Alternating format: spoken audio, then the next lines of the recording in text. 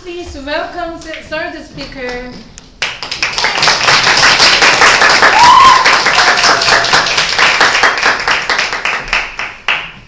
Wow! Look at that bug! That's the biggest, fattest, ugliest, slowest bug that I've ever seen in my life. I can't believe it. I was waiting for my friend to come out of class. I was finishing my coffee and reading a good mystery book. Because everyone likes a good mystery, right? Yes. And then the bell rang. And all these people came out of the building. Hundreds of people.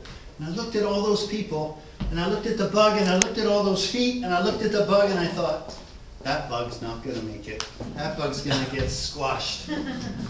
Now, I'm not what you call a big do-gooder. I don't do a lot of big deeds. I'm more like a little do-gooder. I do little deeds if it's not too much trouble. And I thought, I can help that bug. So I reached down and I scooped up that bug in my cup after throwing out the coffee. And then I had a flashback. I was in India 10 years before. I had just arrived in the large city of Pune.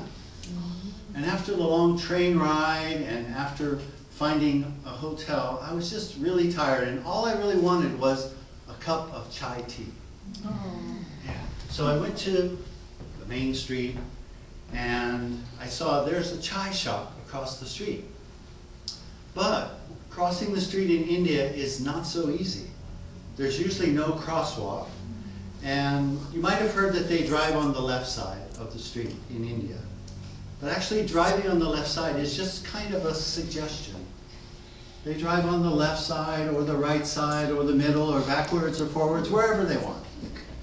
And there's bicycles and bicycle taxis and motorcycles and motorcycle taxis and taxis and cars and buses and trucks and cows and bulls with horns. So I started to figure out how I'm going to get across the street, and just as I'm starting, look, there's a man laying in the middle of the street. It's pathetic. I can't believe it. Every second that he doesn't get run over, it's a miracle. And then I look closer and I see he's still breathing. And I should do something to try to save him. So I start to walk out into the middle of the street, avoiding a bicycle and a bus and a bull with horns. And I reach down to pick him up. And then I hear a voice. Don't move him. What? I turn around and there's a large Indian man dressed in all white with a beard and some color on his face. And I recognize him as an Indian sadhu, a seeker of truth. Why not? That is his karma. If I don't move him, he's going to die. Well, then, that is his karma. I can't believe it. But then I have a great idea. Well, maybe I'm part of the karma. I was sent here by karma to save his life. But without missing a beat, the man says, if that's true, then I was sent by karma to stop me from changing his karma. And I see there's no beating this guy. But I'm pretty sure it's not my fate to get run over in India in the middle of the street discussing Indian philosophy. But then I have another idea. How about a compromise?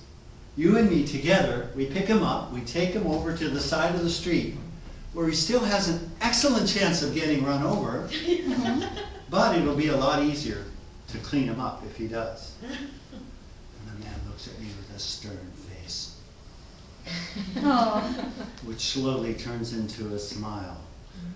Ah, you're a clever man. Okay, we can compromise karma just this once. And so together, we pick the man up and put him on the side of the street, where he still had a great chance of dying.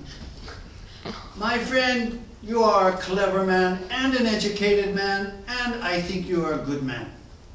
I would like to invite you for some chai tea. Oh. Yes, that's all I really wanted. so we go into the chai shop, and he explains all about karma and reincarnation and Indian philosophy, and it's a most fascinating time.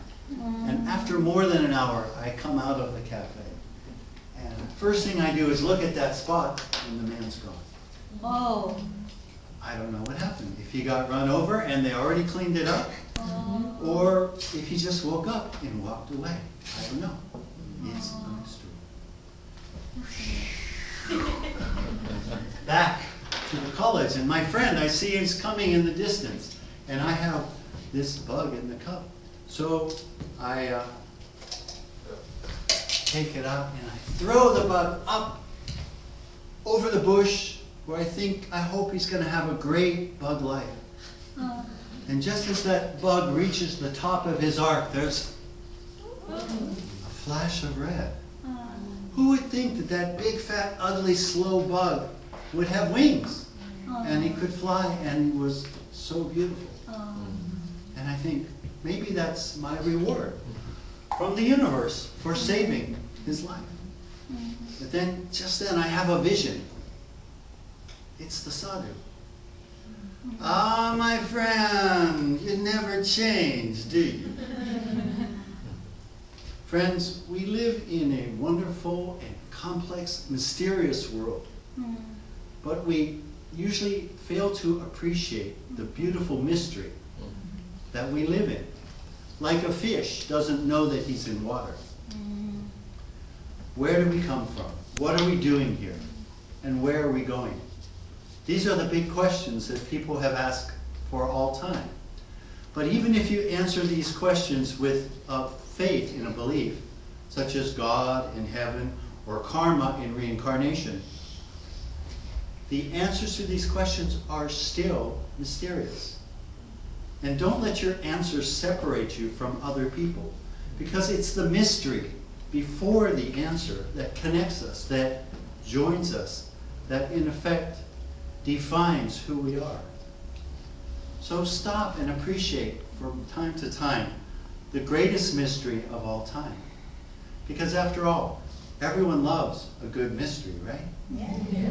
And this is the world's greatest Mr. Lee. Yeah.